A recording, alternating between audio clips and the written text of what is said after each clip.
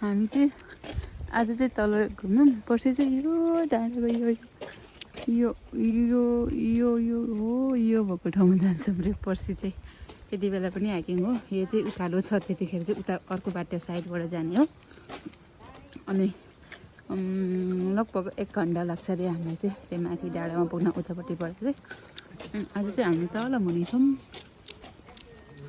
डरतिर डुलिरहेको छ मेरो पनि कस्तो हाम्रो त्यो रानीबान जस्तै लागिरहेछ, कस्तो जपक्क लगाएर।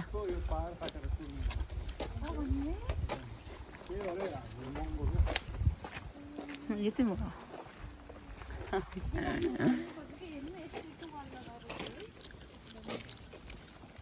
यस्तो बबल छ हेर्नु त। यस्तो यसरी प्रकृतिसँग रमाउनु त मस्त लाग्छ नि गाइस। स्याउला काट उसको चाहिँ अब स्याउला काट्नेमा पुगिसक्यो।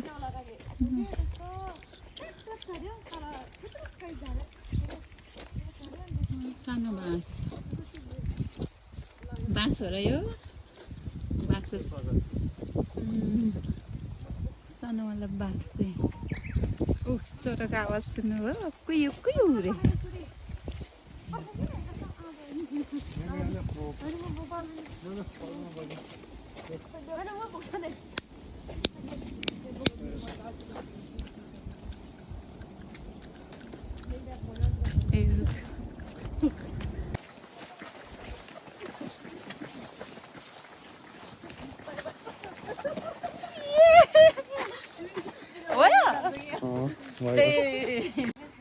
खोइ गीत गयो।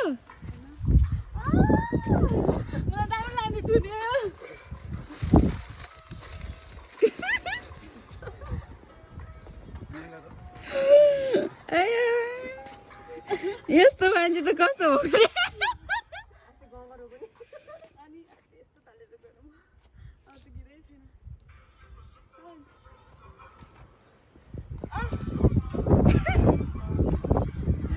यस्तो बिन्दास मान्छे त के साह्रो डिप्रेस भएको त है।